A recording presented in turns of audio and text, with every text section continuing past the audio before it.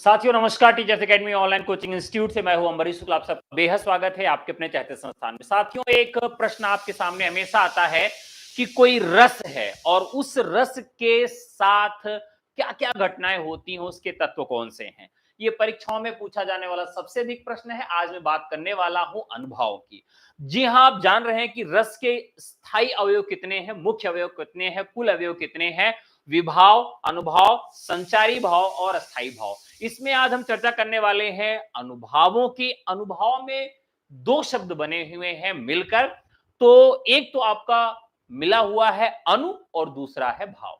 अनु का मतलब अनुसरण करता है या बाद में आता है किसके, भाव के। यानी कि आपको किसी ने कहा कि आप देखने में बहुत सुंदर लग रहे हैं और इसके बाद आपने खुशी से हंस दिया। कोई क्रिकेट का मैच चल रहा है, उस क्रिकेट के मैच से आप आनंदित होकर ताली बजाने लगते हैं, या फिर किसी के प्रेम में पागल होकर आप दौड़ने लगते हैं, या क्रोध से अपने घर का टीवी उखाड़ कर तोड़ देते हैं। ये सारी घटनाएं जो होती हैं यानी कि भावों के बाद होती हैं, इसे ही हम अनुभव कहते हैं। अनुभव के विषय में बात करें तो भावों के पश्चात उत्पन्न होने के कारण ही इसे अनुभव कहा जाता है। ये आंगिक, वाचिक, सात्विक अभिनय के द्वारा आप आश्रय के हृदयस्थ भावों को व्यक्त करने की बाह्य चेष्टाएं हैं। यानी एक जो सहृदय है, जो रस को समझने वाला, महसूस करने वाला व्यक्ति है, वो अपनी हाव भाव और चेष्टाओं से व्यक्त जो करता है उसे हम अनुभव कहते हैं। तो हम जो भी व्यक्त करते हैं अपने हाव भाव के द्वारा, उसे हम क्या कहते हैं, उसे हम अनुभव कहते हैं। साथियों, अनुभव की बात करें तो इसमें विद्वान एक मत नहीं है। सबसे पहला जो विचार है वो भानुदत्त का है और भानुदत्त कहते हैं कि ये कायिक, वाचिक, आहार्य और मानसिक, कुल मिलाकर भानुदत्त महोदय ने 1, 2, 3 और 4 प्रकार के बताए अनुभव। शारदा तनय ने कहा कि अनुभव जो होते हैं वो केवल 3 प्रकार के होते हैं और उन्होंने बताया मनः आरंभानुभाव, वागारंभानुभाव और बुद्धयारंभानुभाव। ये उन्होंने 3 प्रकार के अनुभव बताए। इसी बात से जुड़ा हुआ एक और तथ्य है कि सिंह भूपाल जी ने कहा कि मनः आरंभानुभव जो है उसे चित्रानुभव भी कहते हैं। तो सिंह भूपाल जी ने कहा कि जो मन आरंभानुभव है इसे हम चित्रानुभव भी कहते हैं। साथियों, हम विश्वनाथ की बात करें तो विश्वनाथ अनुभावों को कहते हैं ये यौवनावस्था के अलंकार हैं। तो यहां प्रश्न पूछा गया है कि किसने इसे यौवनावस्था का अलंकार कहा है, तो यौवनावस्था का अलंकार कहा है विश्वनाथ ने। किसको, अनुभावों को कहा है। दरअसल वो मानते हैं कि अंगज, अयत्नज और स्वभावजा ये होते हैं मुख्य, और टोटल कुल उन्होंने इसके 28 भेद किए हैं। कितने भेद माने हैं, तो 28 भेद माने हैं।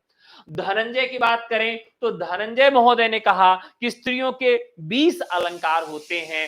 स्त्रियां जो बनती हैं, संवरती हैं, वो 20 अलंकारों का प्रयोग करती हैं, जिसमें 8 ऐसे अलंकरण होते हैं जो नायकगत होते हैं, 12 स्त्रियों के स्वयं के होते हैं।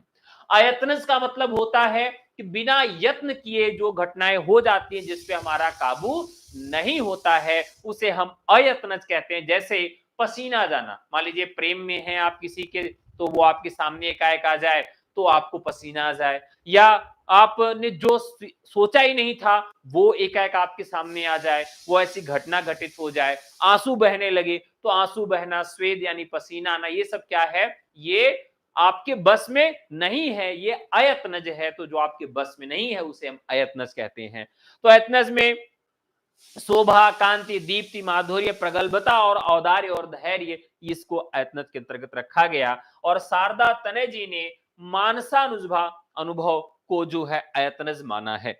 इसी के साथ बात करें कि रामचंद्र शुक्ल की, तो रामचंद्र शुक्ल ने केवल 2 अनुभव माने हैं, वाचिक और कायिक, जिसमें उन्होंने ज्यादा महत्व किसको दिया है, वाचिक अनुभव को उन्होंने ज्यादा महत्व दिया है। तो साथियों, ये अनुभव वाला जो भाग है वो आपको कैसा लगा? क्या आपके जीवन में भी इस तरह के अनुभव आते हैं? स्वाभाविक है आते होंगे। अब मान लीजिए सभी रस के अलग अलग अनुभव हो सकते हैं। आप वात्सल्य रस में जाएं तो वात्सल्य रस का अनुभव अलग होगा, श्रृंगार रस में जाएंगे तो श्रृंगार रस का अनुभव अलग होगा, करुण रस में जाएंगे तो अलग होगा, वीर रस में जाएंगे तो अलग होगा। वीर रस का अनुभव क्या होगा? आपकी मुट्ठियां एकदम तन जाएंगी, ललकारने लगेंगे, भुजाएं फड़फड़ाने लगेंगी कि आज ही मार के गिरा देंगे इसको। तो कहने का तात्पर्य है कि सभी रसों के लिए अलग अलग आंगिक चेष्टाएं होती हैं, जो आपके अंदर के भाव हैं उसको बाहर निकालने का द्योतन करती, बाहर उसको दिखाने का प्रयत्न करती हैं। तो इस प्रकार से आज हम लोगों ने अनुभव पढ़ा। अनुभव वाला चैप्टर आपको कैसा लगा जरूर बताइएगा। जितनी भी हिंदी साहित्य की शब्दावलियां हैं, लगभग 200 शब्दावलियों पर मैं वीडियो बनाऊंगा। ये एकदम फ्री ऑफ कास्ट है आप लोगों के लिए। अगर आप हमारे बैच से जुड़ना चाहते हैं, TGT, PGT, LT grade, DIC प्रवक्ता, यूजीसी नेट असिस्टेंट प्रोफेसर के बैच से जुड़ना चाहते हैं, DSSB और उत्तराखंड एलटी ग्रेड के बैच से जुड़ना चाहते हैं, तो आप हमें व्हाट्सएप कर सकते हैं। हमारा नंबर है 9628959237। ये सीरीज आपको कैसी लग रही है कमेंट करके जरूर बताइएगा, लाइक जरूर करिएगा। नेक्स्ट एपिसोड में एक और महत्वपूर्ण हिंदी की परिभाषित शब्दावली मैं आपके सामने लेकर आऊंगा। तब तक के लिए नमस्कार, जय हिंद, थैंक यू।